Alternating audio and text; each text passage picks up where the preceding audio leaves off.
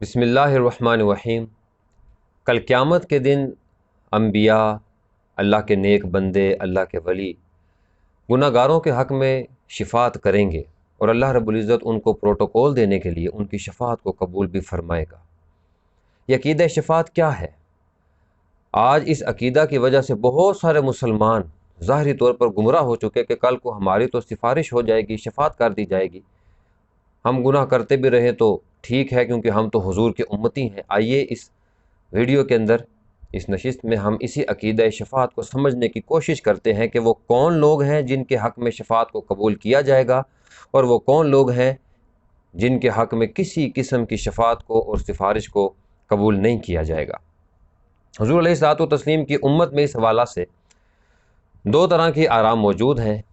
ایک وہ لوگ جو منکرین حدیث کہلاتے ہیں، وہ لوگ جو حدیث کا انکار کرتے ہیں اور اپنے مسائل کو صرف قرآن مجید سے اخذ کرتے ہیں، وہ شفاعت کی مطلقاً نفی کرتے ہیں۔ وہ کہتے ہیں کہ کل قیامت کے دن کوئی جان کسی جان کا بوجھ نہیں اٹھائے گی، ہر بندے کا اپنا عمل ہوگا جس کی وجہ سے یا اس کو جنت میں بھیجا جائے گا یا اس کو جہنم میں پھینکا جائے گا۔ جبکہ ان کے مقابلے میں وہ لوگ جو شریعت کا ماخذ قرآن و حدیث دونوں کو سمجھتے ہیں، وہ شفاعت کو تسلیم کرتے ہیں اور کہتے ہیں کہ کل قیامت کے دن صرف نبی نہیں بلکہ انبیاء کے علاوہ جو عام لوگ ہوں گے وہ بھی اللہ رب العزت کی بارگاہ میں شفاعت کریں گے، اور اللہ تعالیٰ ان کی سفارش کو اور شفاعت کو اپنی بارگاہ میں قبول و منظور فرمائے گا۔ آئیے ان کے دلائل کو سمجھتے ہیں۔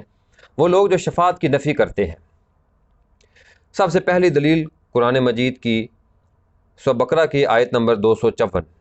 اللہ جل جلالہ نے قرآن مجید میں فرمایا، یا ایھا الذین آمنوا انفقوا مما رزقناکم من قبل ان یأتی یوم لا بیع فیہ ولا خلۃ ولا شفاعۃ والکافرون هم الظالمون۔ بڑی صریح آیت ہے۔ اللہ جل جلالہ نے فرمایا، اے ایمان والو، جو ہم نے تمہیں رزق دیا ہے اس سے خرچ کرو، اس سے پہلے کہ وہ دن آ جائے جس دن لا بیع، کوئی بیع نہیں ہے، کوئی معاوضہ وصول نہیں کیا جائے گا، عمل کی بنیاد پر حساب ہوگا، ولا خلۃ، نہ ہی کوئی دوستی کام آئے گی، ولا شفاعت، اور نہ ہی کسی کی کوئی شفاعت کام آئے گی، والکافرون هم الظالمون، اور در حقیقت کافر ہی ظالم ہے۔ وہ کہتے ہیں دیکھیں صراحتاً اللہ رب العزت نے شفاعت کی نفی فرما دی، تو کس کی مجال ہے کہ جب اللہ نے شفاعت کی نفی کر دی تو وہ اللہ کے سامنے سفارش کرے۔ دوسری دلیل سورہ فاطر آیت نمبر 45، اللہ جل جلالہ نے فرمایا، وَلَا تَزِرُ وَازِرَةٌ وِزْرَ أُخْرَى وَإِن تَدْعُ مُثْقَلَةٌ إِلَىٰ حِمْلِهَا لَا يُحْمَلُ مِنْهُ شَيْءٌ وَلَوْ كَانَ ذَا قُرْبَىٰ۔ اللہ نے فرمایا کل قیامت کے دن کوئی جان کسی جان کا بوجھ نہیں اٹھائے گی۔ اگر کوئی جان کسی سے بوجھ اٹھانے کا کہے گی، وہ انکار کر دے گی، چاہے وہ جتنی مرضی قریبی اس کا دوست ہو، جتنا مرضی قریبی، لیکن وہ انکار کر دے گا۔ دیکھیں اللہ نے واضح فرما دیا کہ کوئی جان کسی کا بوجھ نہیں اٹھائے گی، ہر کسی کا اپنا عمل ہوگا، کوئی سفارش نہیں ہوگی۔ تیسری دلیل سورہ یونس آیت نمبر 18، اللہ جل جلالہ نے فرمایا، وَيَعْبُدُونَ مِن دُونِ اللَّهِ مَا لَا يَضُرُّهُمْ وَلَا يَنفَعُهُمْ وَيَقُولُونَ هَؤُلَاءِ شُفَعَاؤُنَا عِندَ اللَّهِ قُلْ أَتُنَبِّئُونَ اللَّهَ بِمَا لَا يَعْلَمُ فِي السَّمَاوَاتِ وَلَا فِي الْأَرْضِ سُبْحَانَهُ وَتَعَالَىٰ عَمَّا يُشْرِكُونَ۔ بڑی زبردست قرآن مقدس کی آیت۔ اللہ تعالیٰ فرماتا ہے یہ لوگ اللہ کے علاوہ اللہ کے غیر کی عبادت کرتے ہیں جو ان کو نہ نفع پہنچا سکتے ہیں نہ نقصان دے سکتے ہیں، اور کیا کہتے ہیں، کیا کلیم کرتے ہیں کہ یہ ہمارے سفارشی ہیں، یہ اللہ کے ہماری صفات کریں گے۔ اللہ فرماتا ہے کیا تم اللہ کو اس چیز کی خبر دیتے ہو جس کو اللہ بھی نہیں جانتا، نہ دنیا میں کوئی جانتا ہے نہ آسمانوں میں کوئی جانتا ہے، یعنی اللہ نے کوئی سفارشی مقرر نہیں کیا، شفاعت مقرر نہیں کی ہے، تو تم کہتے ہو یہ ہمارے سفارشی ہیں۔ اللہ اس سے پاک ہے یہ لوگ جو اللہ پر مشرکین الزام لگاتے ہیں۔ وہ کہتے ہیں واضح طور پر شفاعت کی نفی ہے۔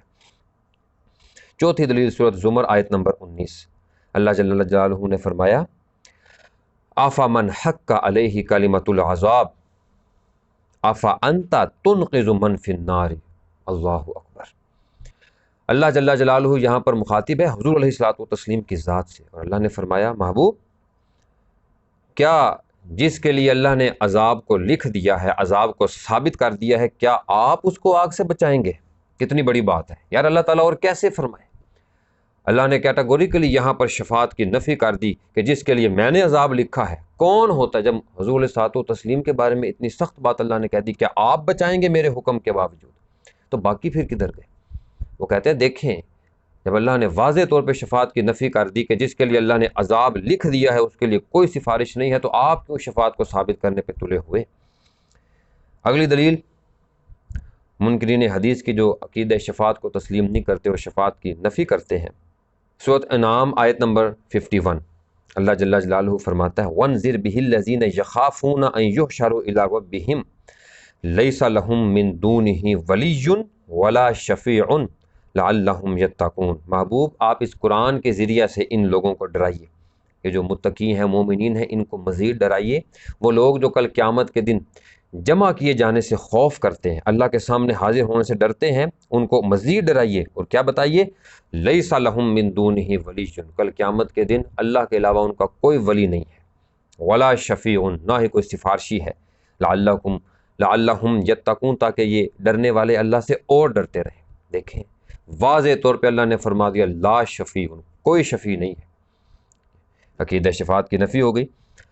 چھٹی دلیل بخاری شریف حدیث نمبر 2753 وَانذِرْ عَشِيرَتَكَ الْأَقْرَبِينَ. ویسے منکرین حدیث کا تو انکار کرتے ہیں، لیکن یہاں پر چونکہ یہ حدیث ان کے فیور میں جاتی ہے، ان کے حق میں جاتی ہے، اس لیے میں یہ اپنے طور پر بیان کر رہا تاکہ بات مکمل ہو جائے.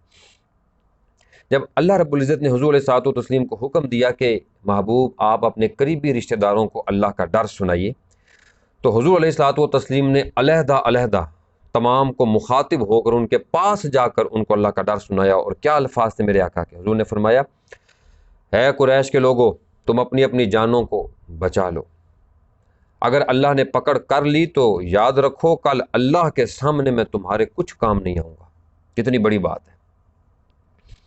پھر حضور علیہ الصلوۃ والتسلیم نے فرمایا اے عبد مناف کے بیٹو، اپنی اپنی جانوں کو بچا لو، کل قیامت کے دن اللہ کے سامنے میں تمہارے کچھ کام نہیں آؤں گا. اے چچا عباس بن عبد المطلب، اپنی جان کو بچا لیں، اگر اللہ نے پکڑ کر لی تو کل قیامت کے دن میں آپ کے کسی کام نہیں آؤں گا. اے میری پھپھی صفیہ، اپنی جان کو بچا لیں، اگر اللہ نے پکڑ کر لی تو میں آپ کے کچھ کام نہیں آؤں گا. پھر حضور نے فرمایا اے فاطمہ بنت محمد، اپنی صاحبزادی سے میرے مال سے جو لینا ہے لے لو، لیکن اپنی جان کو بچا لو، اگر اللہ نے پکڑ کر لی تو کل قیامت کے دن میں تمہارے بھی کسی کام نہیں آؤں گا. ان احادیث کی روشنی میں، ان دلائل کی روشنی میں، آیات قرآنیہ کی روشنی میں منکرین حدیث یہ ثابت کرتے ہیں کہ دیکھیں واضح طور پر شفاعت کی نفی کی جا رہی کہ اللہ کی بارگاہ میں جس کے لیے اللہ نے عذاب مقرر کر دیا ہے، کچھ بھی ہو جائے ان کے حق میں کسی قسم کی سفارش اور شفاعت کو قبول نہیں کیا جائے گا.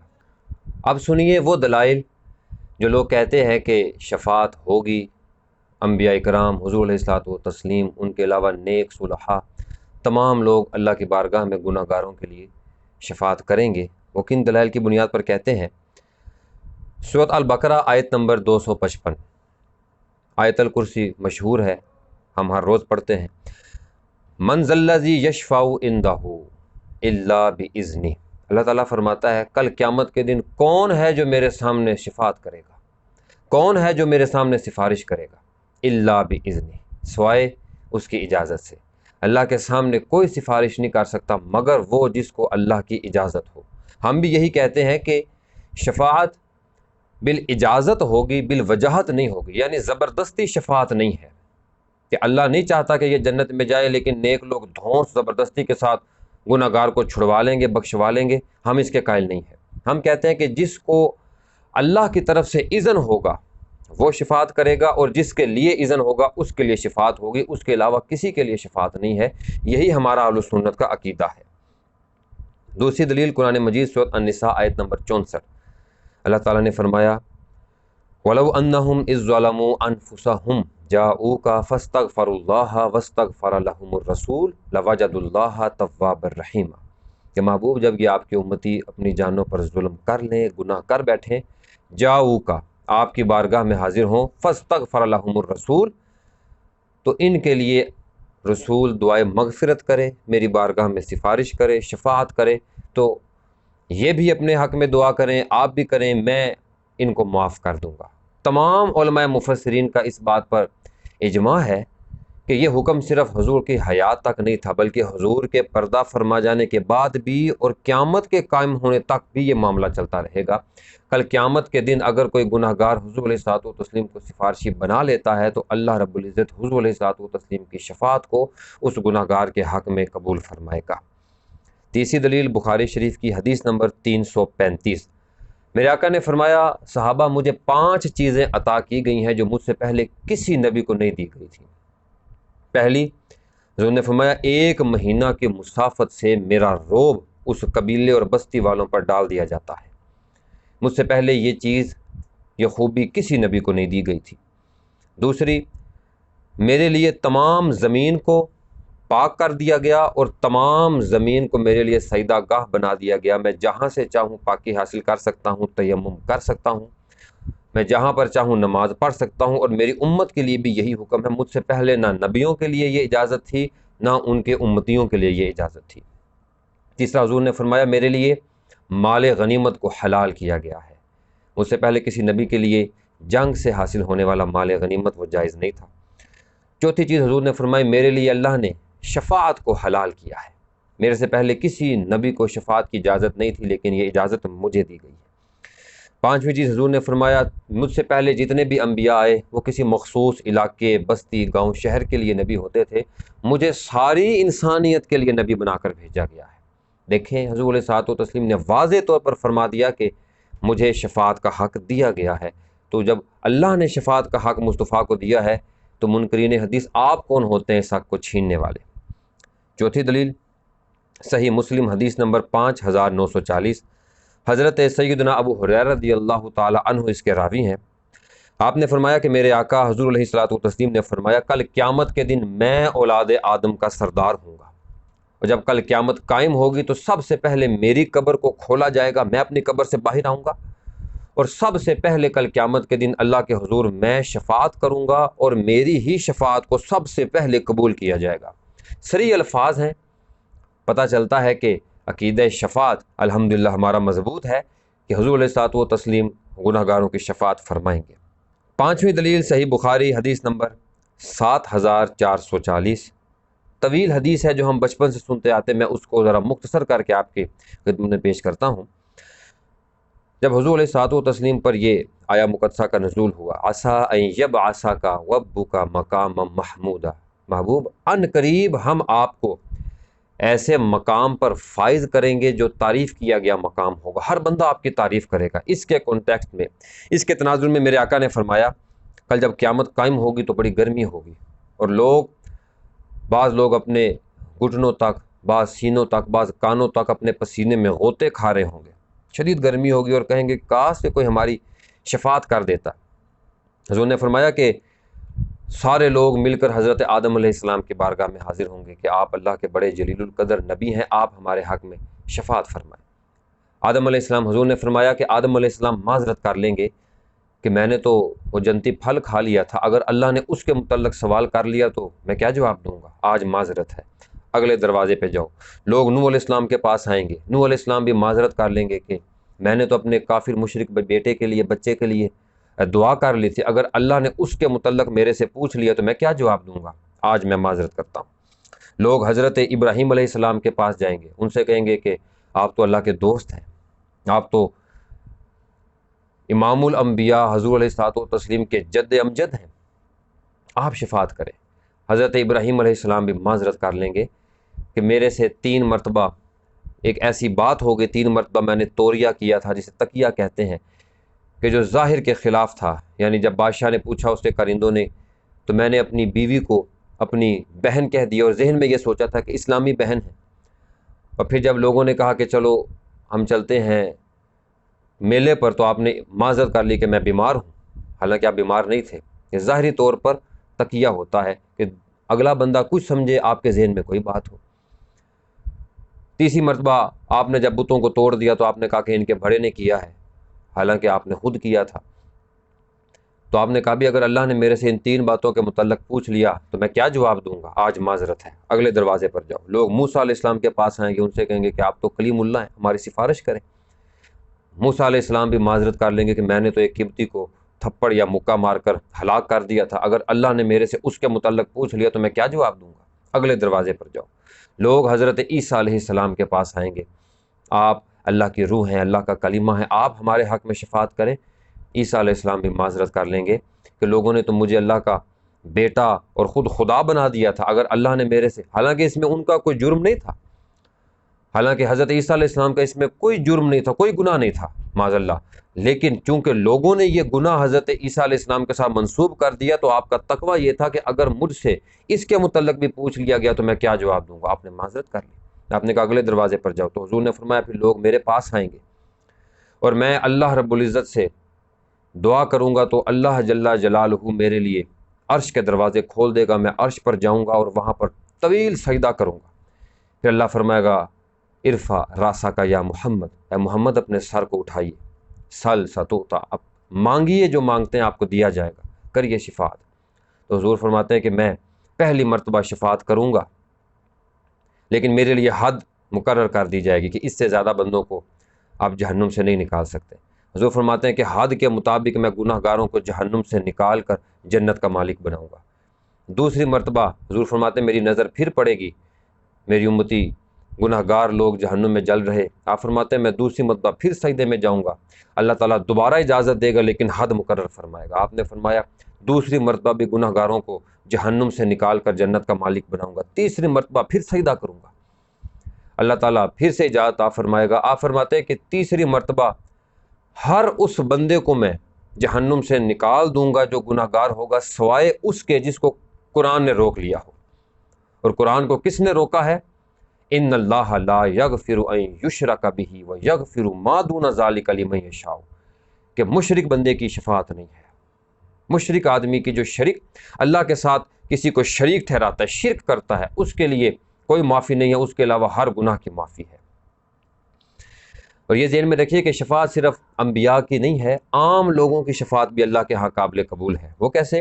حضور علیہ الصلوۃ والتسلیم نے فرمایا اگر میت کے جنازے میں 40 ایسے لوگ دعائے مغفرت کر دیں، جنازہ پڑھ دیں جو اللہ کے ساتھ کسی کو شریک نہ ٹھہراتے ہوں، تو اللہ رب العزت ان 40 لوگوں کی شفاعت اس میت کے حق میں قبول فرمائے گا اور اس میت اگر گناہ گار ہے تو اس کو معاف فرما دے گا۔ اب یہاں پہ کوئی نبی نہیں ہے، کوئی ولی نہیں ہے، عام مسلمان ہیں لیکن شرک نہیں کرتے تو ان کی شفاعت بھی اللہ کے ہاں قابل قبول ہے۔ یہاں تک تو یہ بات کلیئر ہو گئی کہ شفاعت ہوگی لیکن وہ لوگ جو شرک کرتے ہوں گے ان کے حق میں کسی قسم کی شفاعت قابل قبول نہیں ہے۔ یہاں پر میں آپ کو ایک نئی فکر دینا چاہتا ہوں۔ یہ دلائل سمجھنے کے بعد ہم عام مسلمان، عام بندہ وہ پریشان ہو جاتا ہے، وہ کہتا ہے کہ جب ہم قرآن کی آیات کو دیکھتے ہیں تو شفاعت کی نفی سامنے آتی ہے، احادیث کو دیکھتے ہیں تو عقیدہ شفاعت ثابت ہوتا ہے، اب ہم کیا کریں؟ ظاہری طور پر تو آپ کو حدیث قرآن مجید سے ٹکراتی ہوئی نظر آتی ہے، لیکن اس کا بڑا آسان سا جواب ہے کہ قرآن مجید کی وہ آیات جن میں شفاعت کی نفی کی گئی ہے یہ ان لوگوں کے لیے نفی ہے جو اللہ کے ساتھ کسی کو شریک ٹھہراتے تھے، جو شرک کرتے تھے، یہ کافرین کے حق میں شفاعت کی نفی کی جا رہی ہے، وگرنہ آپ کے سامنے احادیث، صحیح سند احادیث کی روشنی میں یہ بات واضح ہو چکی کہ جن کے لیے اللہ کے نبی، انبیاء، نیک لوگ، عام لوگ بھی شفاعت کریں ان کے حق میں شفاعت قبول کی جاتی ہے۔ یہ وہ بات ہے جو عام طور پر آپ کو علماء بیان کرتے ہیں کہ مشرک کی شفاعت نہیں ہے، اس کے علاوہ سب کی شفاعت قابل قبول ہوگی اور قبول کی جائے گی۔ لیکن یہاں پر میں آپ کو ایک نئی فکر یوں دینا چاہتا ہوں کہ ذرا سوچئے کہ کل قیامت کے دن وہ شخص جس کو دنیا میں بے دردی کے ساتھ قتل کر دیا گیا، یا وہ معصوم بچی جس کو بے دردی کے ساتھ درندگی کا نشانہ بنایا گیا، زیادتی کا نشانہ بنایا گیا اور قتل کر دیا گیا، کل قیامت کے دن اگر وہ دیکھے کہ وہ مجرم جو کہ شرک نہیں کرتا لیکن اس نے مجھے قتل کیا، زیادتی کی ہے، اس کے حق میں شفاعت قبول ہو رہی اور وہ بھی جنت میں جا رہا، میں بھی جنت میں، تو ذرا سوچئے کہ اس کے ذہن میں کیا آئے گا کہ قیامت تو انصاف کے لیے قائم ہوئی، میدان حشر تو انصاف کا بول بالا کرنے کے لیے لگایا گیا تھا، لیکن یہاں پر تو انصاف نہیں ہوا، حالانکہ وہ میرا مجرم ہے، وہ قاتل ہے۔ یہ تمام دلائل سننے کے بعد ایک عام آدمی، عام مسلمان یہاں پر پریشان ہو جاتا ہے کہ جب ہم قرآن مجید کو دیکھیں تو شفاعت کی نفی سامنے آتی ہے، اور جب ہم احادیث کو دیکھیں تو عقیدہ شفاعت کا جواز ملتا ہے۔ یہ اصل مسئلہ ہے کیا؟ تو آئیے اس کا حل بڑا سادہ اور آسان ہے کہ قرآن مجید کے اندر جن آیات میں شفاعت کی نفی کی گئی ہے وہ ان لوگوں کے لیے شفاعت کی نفی ہے جو اللہ کے ساتھ دوسرے خدا کو معبود مانتے، شرک کرتے تھے۔ اللہ کے ساتھ کسی کو شریک ٹھہرانے والوں کی شفاعت کی نفی ہے۔ اس کے علاوہ کوئی بھی گناہ گار ہو اس کے لیے حق شفاعت ثابت ہے۔ قرآن میں ان اللہ لا یغفر ان یشرک بہ ویغفر ما دون ذلک لمن یشاء، کہ اللہ تعالیٰ صرف مشرک کو معاف نہیں کرے گا، اس کے علاوہ جسے چاہے گا جیسے چاہے گا معاف کر دیا کرے گا۔ یہاں پر میں آپ کو روک کر ایک نئی فکر دینا چاہتا ہوں۔ یہ بات تو آپ نے یقیناً بہت سے علماء سے سنی کہ مشرکین کی شفاعت نہیں ہے، اس کے علاوہ ہر گناہ گار کی شفاعت ہے، لیکن ذرا ایک لمحہ یہاں پر رک کر سوچئے، کل قیامت کے دن وہ انسان جس کو دنیا کے اندر بے دردی کے ساتھ قتل کر دیا گیا ہو، یا وہ معصوم بچی جس کو درندگی کا نشانہ بنایا گیا، قتل کر دیا گیا، وہ دیکھے گی کہ میرا مجرم چونکہ شرک نہیں کرتا تھا لیکن مجرم ہے، گناہ گار ہے اور گناہ کبیرہ کرنے والا، اس کے حق میں بھی کیا شفاعت قبول ہوگی؟ تو یہاں پر جب وہ معصوم انسان دیکھے گا کہ میرا قاتل، یا وہ بچی دیکھے گی کہ وہ زانی، وہ میرا قاتل جو ہے زیادتی کرنے والا، اس کے حق میں بھی شفاعت قبول ہوگی، وہ بھی جا رہا جنت میں، تو وہ کیا سوچے گا؟ یہ تو اللہ کے انصاف کے اوپر بہت بڑا اعتراض بنتا ہے کہ اللہ نے جو میدان حشر کو قائم کیا ہے وہ انصاف دینے کے لیے قائم کیا، اور آپ اس کو شفاعت کے ذریعے سے معاف کروا رہے ہیں۔ اس بات سے ایک نئی لائن، نئی فکر میں دینا چاہتا ہوں، یعنی وہ شخص جو حقوق العباد کو غصب کرنے والا ہوگا اس کے لیے کل قیامت کے دن کوئی شفاعت نہیں ہوگی، الا یہ کہ جس کے ساتھ اس نے ظلم کیا ہے، زیادتی کی ہے، وہ اس کو معاف نہ کر دے۔ اس کی کیا دلیل ہے؟ صحیح مسلم حدیث نمبر 6579، حضور علیہ الصلوۃ والتسلیم نے پوچھا صحابہ تم جانتے ہو مفلس کون ہے؟ تو صحابہ نے عرض کی حضور مفلس وہ ہے جس کے پاس پیسے نہ ہو، مال و زر نہ ہو۔ حضور نے فرمایا نہیں، میری امت میں مفلس وہ ہے کہ کل قیامت کے دن جب نامہ اعمال کو تولا جائے گا تو بڑی بڑی نیکیاں، بڑے بڑے اعمال لے کر آئے گا، نمازیں اس کے پاس ہوں گے، روزے اس کے ساتھ ہوں گے، حج زکاتیں کرنے والا ہوگا، لیکن دنیا میں اس نے کسی کے ساتھ زیادتی کی ہوگی، کسی کو گالی دی ہوگی، کسی کا ناحق مال کھایا ہوگا، کسی کی دل آزاری کی ہوگی، وہ قیامت کے دن اللہ سے انصاف مانگے گا، کہے گا اللہ دنیا میں اس نے میرے ساتھ ناانصافی کی تھی، مجھے انصاف چاہیے۔ اب وہاں پر پیسہ تو چلتا نہیں ہوگا، تو اللہ فرمائے گا کہ اس ظالم کی نیکیاں لے لے، جس قدر اس نے تیرے ساتھ ظلم کیا۔ تو حضور نے فرمایا کہ وہ مظلوم اس کی نیکیاں لینا شروع کرے گا، یہاں تک کہ اس کی ساری نیکیاں ختم ہو جائیں گی۔ وہ مظلوم کہے گا مولا ابھی بھی میرا حق باقی ہے، ابھی حساب پورا نہیں ہوا۔ اللہ فرمائے گا اب اپنے گناہ اس کے کھاتے میں ڈال دے۔ وہ آدمی جو نماز، روزہ، حج، زکاتیں کرنے کے ساتھ اللہ کی بارگاہ میں حاضر ہوا، بڑی بڑی نیکیاں ہیں، لیکن دنیا میں حقوق العباد کو غصب کرنے کی وجہ سے وہ آدمی جو پکا جنتی تھا، حقوق العباد کو غصب کرنے کی وجہ سے پکا جہنمی بن جائے گا۔ تو یہ دو چیزیں، سبق کا خلاصہ، درس کا خلاصہ یہ ہے، یہ دو چیزیں ان کی شفاعت کسی صورت بھی قابل قبول نہیں ہے۔ وہ لوگ جو اللہ کے ساتھ کسی کو شریک ٹھہراتے ہوں، اور وہ لوگ جس نے کسی انسان کے ساتھ، کسی جانور کے ساتھ، کسی مظلوم کے ساتھ ظلم کیا ہے، اس کے لیے کوئی شفاعت نہیں ہے جب تک کہ وہ مظلوم اس ظالم کو معاف نہ کر دے۔ وآخر دعوانا ان الحمد للہ رب العالمین۔